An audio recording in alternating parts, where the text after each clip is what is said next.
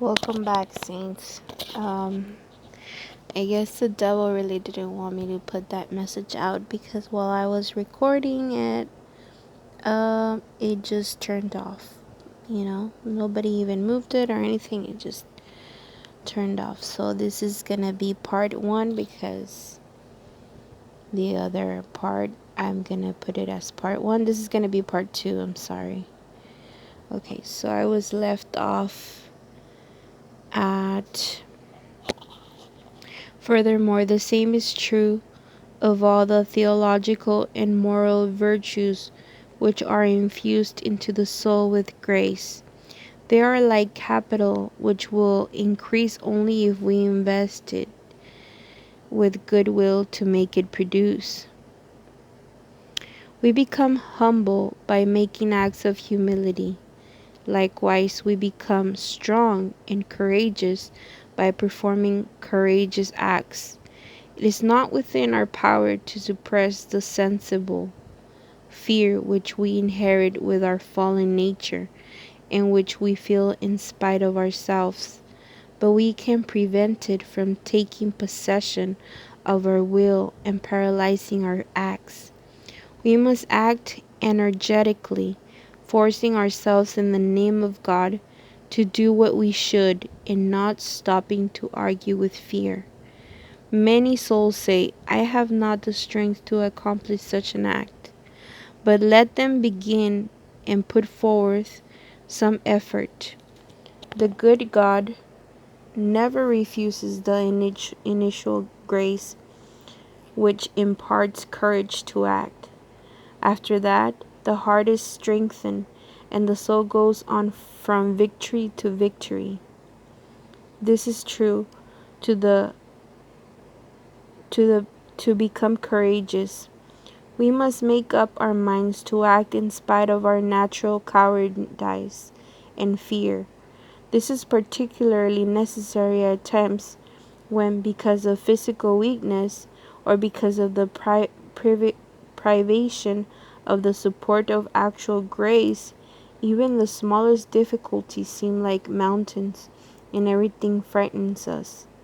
If we were to wait until we felt courageous, we should never undertake anything. What does it matter if we have no courage? Said the Saint of Leux to a novice, provided we act as though we were really brave.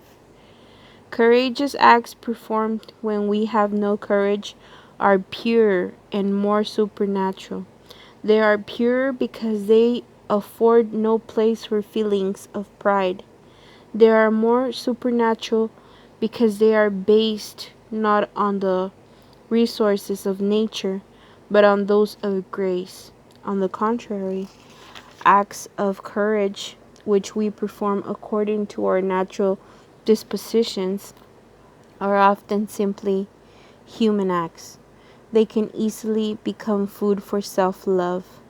Therefore, one who is brave by nature must learn not to rely on his own strength, but to depend on God's grace, without which all human strength is mere weakness. Locally, lo, colloquy. O Lord God of hosts, you said in your gospel, I am not come to bring peace but the sword. Provide me then with strength and weapons for the battle.